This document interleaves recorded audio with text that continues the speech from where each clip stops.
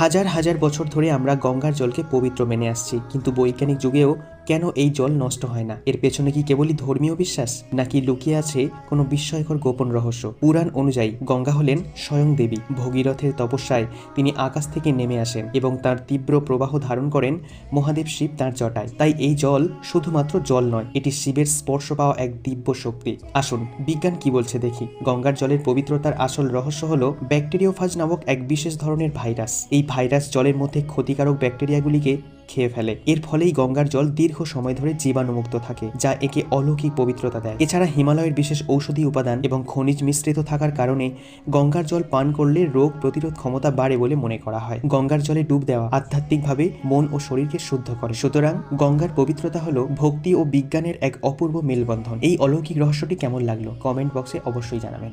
এমনই পৌরাণিক ও রহস্যময় কাহিনী জানতে সাবস্ক্রাইব করুন নীলস মাইথোলজি।